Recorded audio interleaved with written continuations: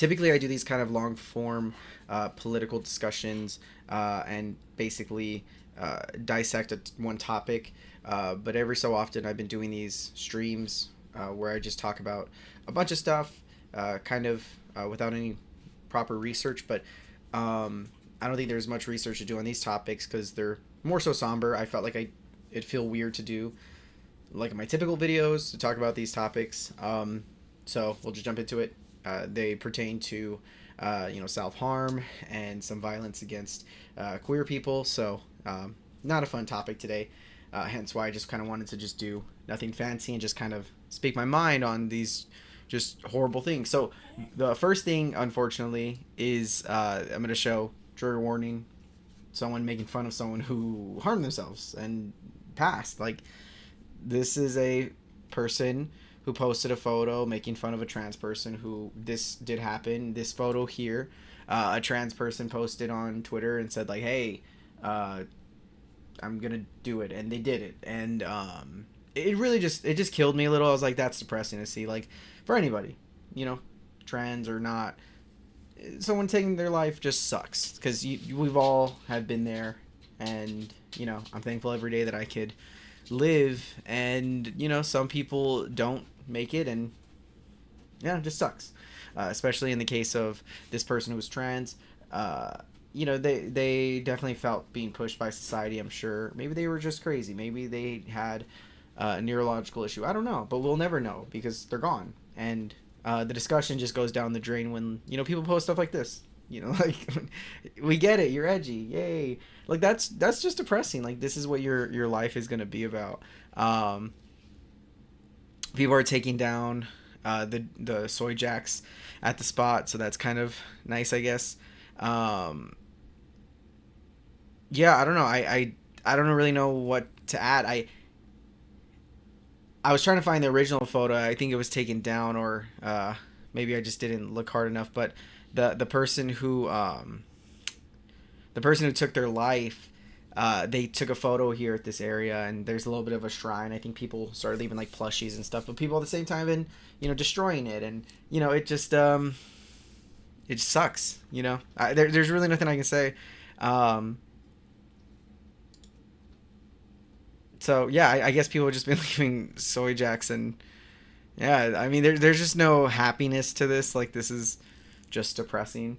Um, it's nice to see that there is some love for that person, and that's how it should be. Like, I'm sick of these. When I was reading some of this guy's comments, I can't remember if it was actually the Twitter user who posted that soy jack making fun of this person, but I do remember seeing some people say like, this is some tough love that this person needed, and you lefties killed this person. And I've been thinking about this person and their mindset, because a lot of people were sort of parodying this, like, this person who killed themselves, they should be ashamed of themselves, but also I feel bad for them. Like, you can't play this game of like, I feel bad for them, and they should be ashamed of this. Like, that's not. I don't think people understand that like tough love needs some love. So when I see people like that just shitting on this like trans person, they don't really care. Like, they just came here to make fun of some person who they think is crazy. And if I were talking to the trans person, and I had issues with them being trans, or I'm thinking this is the root of their mental issues, I would talk to them. I would ideally hear them out. But fuck me, I guess. I think empathy is kind of stupid when you think about it. So that's one depressing topic. Another depressing topic is there is a King of the Hill voice actor who passed away. He was murdered, Jonathan Josh. So I saw the news and initially just felt like, oh, that's sad. His character is great, and seeing him in Parks and Rec, um, he's a fantastic actor, and that sucks. But it started to make my blood boil so much when I read the statement that led to the husband of this person who I had no idea that he was queer. I didn't know he was killed due to a hate crime. I just I'm shocked. And the statement here that I saw from the partner of Jonathan Josh, it just kills me. I don't know. I don't know how you read this and have some hope in the world. It sucks that going off of their statement and their statement alone, maybe they'll come out and say that it was actually they were provocateurs in this situation and they caused this. I'm not hoping for that. I'm just saying stuff can change and take it with a grain of salt. But knowing the world that we live in, I think this is probably pretty standard. Someone was bigoted and wanted to kill some gay people. Like that's not news. That's just life. But it sucks to see anyone go, just like we talked about with the last person who passed away. Now we see in this case, it just sucks. It sucks to see. It sucks to hear another your fellow human pass. But damn, like Jonathan Josh was attacked repeatedly by their neighbor who was bigoted. We weren't trying to connect the dots here. Like they were just bigoted. They called them crazy stuff before. They had interactions that was stemmed from bigotry, and then they pulled a weapon on these people and killed them. Like it doesn't take a rocket scientist to see, like, yeah, they probably were killing them because they were bigoted. They were because they were gay, or they were on the spectrum of sexuality that differed from the norm. Like there's just no hope. It feels like sometimes, and like these stories really reaffirm that. And why I'm talking about this and the other story, I just kind of wanted to, I don't know, I just kind of talk about it.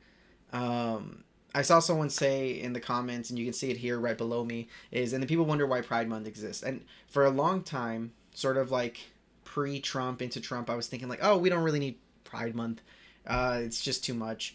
I wouldn't call myself someone who is bigoted by any means to the gay community, queer community, but I did feel a sense of like, as time was going on, especially after gay marriage was codified by the Supreme Court. It had to be codified, or was it just the Supreme Court overruling that led to? I got now. I'm before I even get there. There was sort of this like woke era of time where like you would see like a company post gay pride stuff. That seems so gone now. Like people are still posting that. I saw the Diamondbacks, my baseball team, posted about like, hey, gay month, awesome, cool. And look at something like a Tesla, where like 2-3 years ago they were posting about Pride Month and how they celebrate their diversity and yada yada yada. Now it's like I would never even think of that to be a thing. But that's Twitter. In real life, people still celebrate, gay pride, and people seem to be more diverse than the internet gives it, and it seems to be a positive thing. But it does feel like, especially with the current administration, like when you hear people like, oh, DEI's woke is dead, I don't even know if they believe in that. Like, I don't even know if that was ever, if DEI, the way they see it, was ever a thing. But it does feel like there is a shift in the culture. It inevitably will shift back. That's just how cultures work. They shift, they change. Some stuff stays sort of like permanent. Like, people used to hate interracial marriage. Now people who say that are just some losers on the internet. Like, you'll